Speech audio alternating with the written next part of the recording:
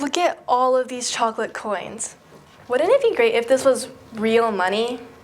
But who doesn't love chocolate? Do you guys want some chocolate? Yes.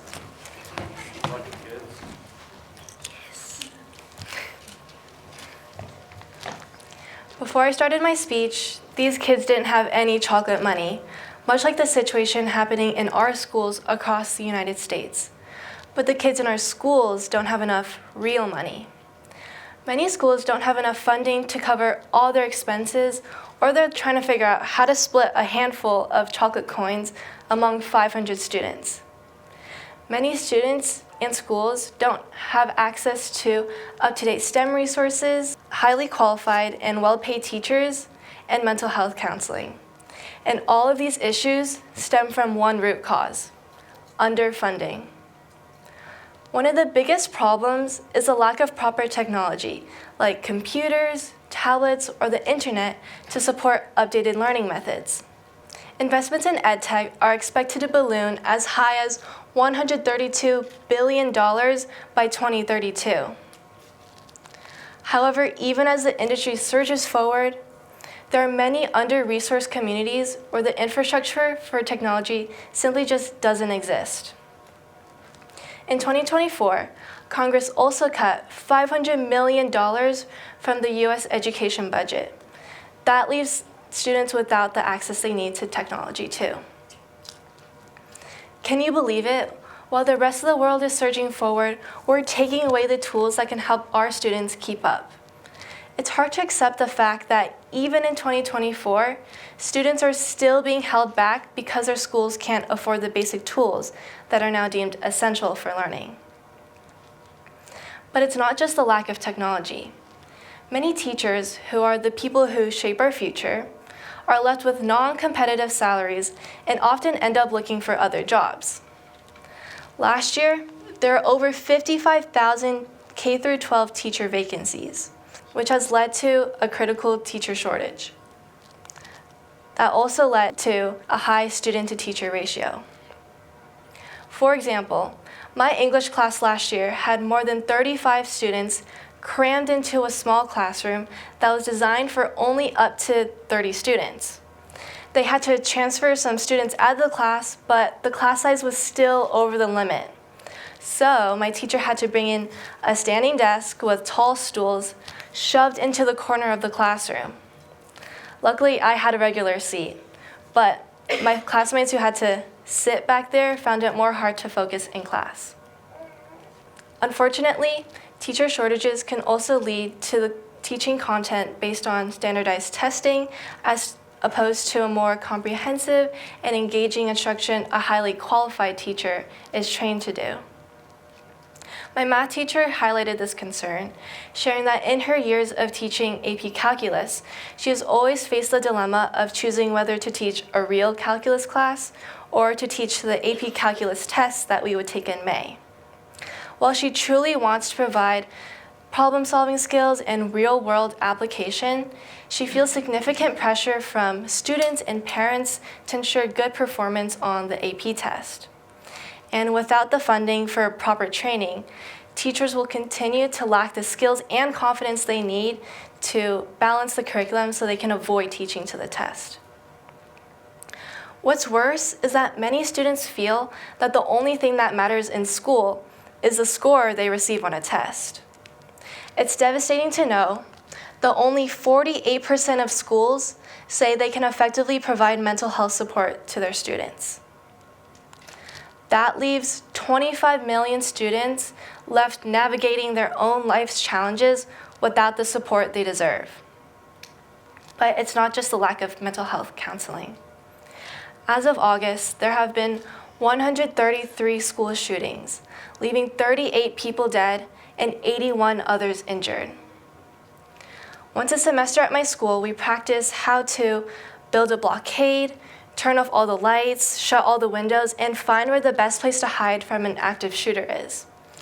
While most of the time students feel that this practice is unnecessary, someone actually showed up on our school last year with a weapon and we had to go into lockdown.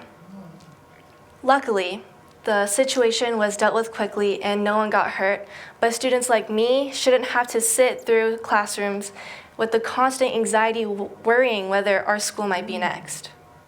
It not only affects our well-being, but our ability to focus in class. So unless something is done now about these funding issues for the public schools, the consequences will be catastrophic. But like when I shared my chocolate coins with the kids, there's a fairly simple solution to this problem: taxing the super rich. The aggregate wealth of America's 806 top billionaires have hit a record of $5.8 trillion. That makes them richer than half of the US population combined. However, their average effective tax rate is far lower than what the average American citizen pays. The billionaires are taxed mostly on long-term capital gains, like stocks, and these payments are only taxed up to 20%. On the other hand, Americans who fall under the middle and lower tax income brackets can get taxed up to 37%. That's a huge difference.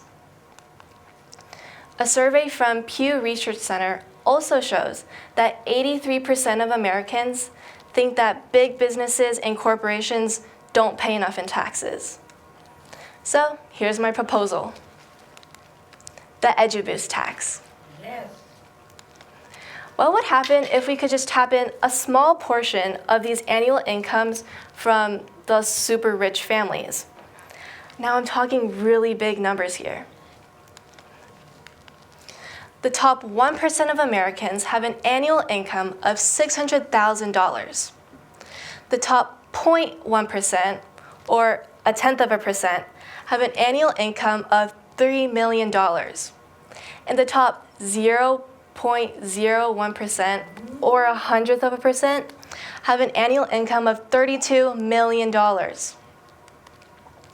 So I found out what the potential contribution each of these income brackets could provide to school funding based on taking a small upward scaling percentage of their annual incomes.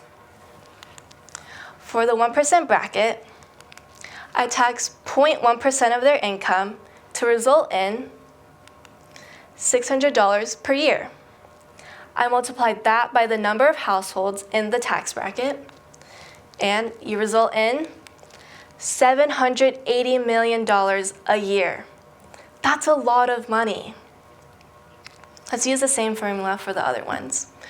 For the 0.1% bracket, I tax 0.15% of their income to result in $4,950. Multiply that by 130,000 households, and you result in $643 million. And for the 1/100% bracket, I tax 0.2% of their income to result in $20,000 per year. Multiply that by 13,000 households, and you result in $832 million. In total, these tiny supplemental taxes can result in creating an additional $2.255 billion. Okay, I know, this can be a lot to soak in, so let me put this into perspective for you. In my bowl, there are approximately 150 chocolate coins. Let's just say I take out 0.2% of the chocolate coins out. That's the highest tax rate I created for the 1/100% group. Taking out 0.2% of a billionaire's income is equivalent to only taking 1/3 of a chocolate coin out of this whole bowl of 150. To make this tax increase easier for taxpayers, these payments will be collected on a quarterly basis and then be distributed to each state based on their individual budgets from the United States Department of Education. The state and federal government will then have to work together to ensure there's transparency and accountability throughout the process. And then Congress will have to pass this tax change. And in order to do that, everyday American voters, like all of you watching, will have to encourage our elected officials to put our needs over the needs of big corporations and wealthy individuals. The official 2024 fiscal budget summary by the U.S. Department of Education currently allocates just over $2.5 billion to teachers, school resources, and school security. EduBoost tax can create an additional, as you can see, $2 billion to these critical issues even more. Together, we can bring classrooms to the 21st century and provide every student with a tablet or computer for school. We can pay teachers, at the very least, a livable wage so that highly qualified individuals stay in the profession. We can ensure all schools have access to security personnel so that we can protect our students physically and emotionally. But let me make this clear. This idea isn't about shaking down the billionaires or making them the bad guys. We're just adjusting the imbalance in their tax system. Critics will argue that this is unfair targeting, but it's actually far from that. We're not taking away their wealth. We're redistributing it so that it benefits all 345 million Americans rather than just 1 million of them. The ultra-rich will still have their yachts, they'll still have their mansions and expensive cars, but the schools will be getting the resources they need to build a brighter future. So, like when I shared my chocolate coins with the kids, the ultra-rich can do the same for our schools. Thank you.